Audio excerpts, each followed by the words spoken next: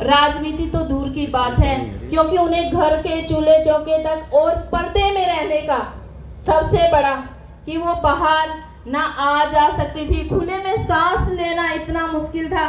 और अगर आज भारत की बेटी, भारत की नारी अगर देश में विजय का परचम लहरा रही है तो वो बाबा साहब की देन है,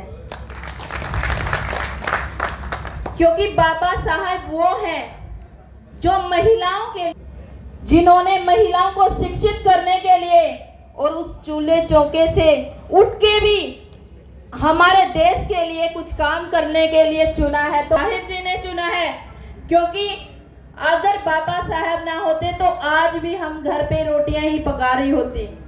तो ये हमारे लिए, हम लेडीजों के लिए सबसे सम्मान की बात है कि बाबा साहब हमारे लिए इतना कुछ कर गए। अगर आज हम उनके लिए जितना बोले, जितना करे उतना ही कम है। तो मैं आज एक बात कहना चाहूंगी, बाबा जी आपकी कलम के बल पे, बाबा जी आपकी कलम के बल पे हम राज करते हैं। बाबा जी आपकी करनी पे हम नाज करते हैं। बाबा जी आपकी करनी पे हम नाज करते हैं। बदलेगा वक्त और जमाना भी, बदलेगा वक्त और जमाना भी, जय भीम के उद्घोष से आगाज करते हैं, ये आगाज करते हैं।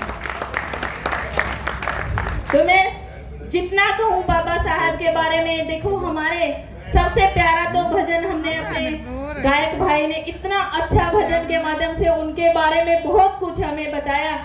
और मैं ज्यादा ना कहते हुए यही कहूंगी कि बाबा साहब आपकी सोच है जो, अगर हम सिर्फ उस सोच पे ही काम कर लें तो हमारा देश इतनी तरक्की करेगा। क्योंकि आज हम बाबा साहब की मना तो रहे, लेकिन उनके दिए हुए संस्कार, उनके दिए हुए मार्गदर्शन पर हम कहीं ना कहीं भटक रहे हैं। तो मैं यही कहना चाहूंगी कि बाबा जी, अगर आपकी सोच पे जो इतनी अच्छी आपने आप विरासत दे के गए हो, जो संविधान के निर्माता बाबा साहेब जो हमें संविधान दे के गए हैं, अगर हम उन पे अटल रहे, अगर उनमें से 100% में से अगर हम 90% पे भी अपने बच्चों को, अपने बड़ों को और अपने आप को उस पे चलाएं, तो आज हमारा देश वर्ल्ड में नंबर 1 होगा।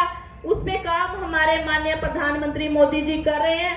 उसी सोच को हमने आगे बढ़ाना है। हम सबको अपने दिलों में उसी सोच को आगे बढ़ा के रखना है।